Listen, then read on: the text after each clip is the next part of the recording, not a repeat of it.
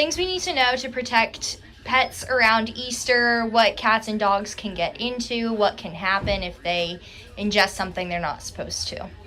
The biggest problem with cats, believe it or not, is your Easter basket. And it's the fake grass that they put in there.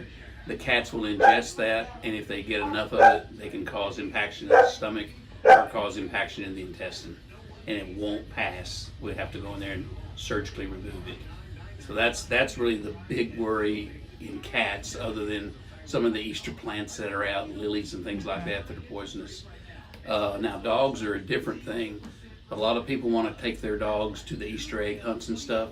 What you have to understand is that the dog is going to be responding to all the screaming and everything else that's going on and all the laughing. And they think it's a big game, and so they're going to get right in the middle of it. And they'll go and hunt Easter eggs.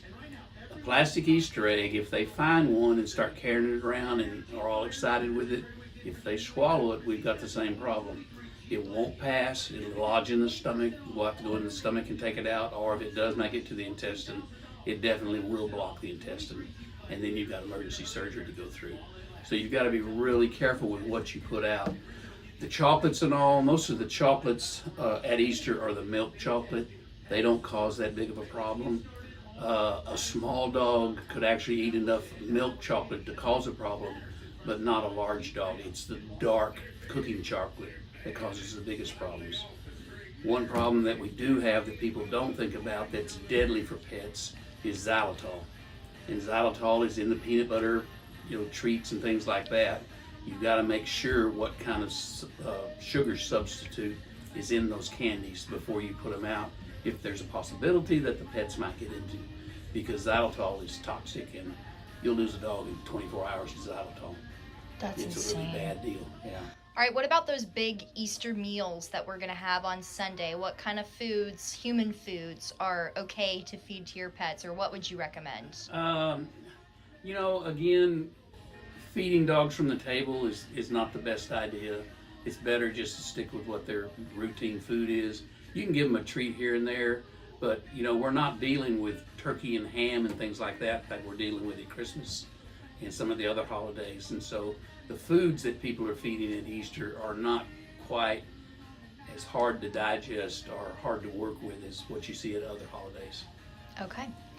And let's talk a little bit about, you already touched on it, dogs and the excitement of Easter egg hunts. Is there anything in terms of like anxiety or triggers or something that people need to just be aware of if they take their dogs out into these big crowds? Well, really, most of your Easter activities are going to be, laughter and squealing. We're not going to have fireworks and things like that. So there won't be a lot of anxiety. Now, if your dog gets anxious in a large crowd, I wouldn't take him to an Easter egg hunt. But they're going to get involved because they're going to respond to what all is going on around them, and they're going to be want to be part of it. Okay. And that's just them. And again, that's when they can pick something up and be playing with it and running and wanting someone to chase them, and on an accident they swallow it. And then we've got problems. Okay. And what are some signs that people should look out for, maybe if their animal has swallowed something? If they swallowed something within 30 minutes or so, they'll start vomiting. And then they'll start getting painful abdomen, and if they progress long enough before they're seen, they'll start having fluid diarrhea, things like that, because they've got a partial blockage, and the only way that the gut can pass that blockage is to revert to diarrhea. And so that's one of the things that you see. But vomiting within a 30-minute period is right off the bat. Basically, they'll tell you if something's wrong, and if you see it, what should you do? Go to your vet. Alrighty. Contact your vet. If your vet's not open, go to the ER.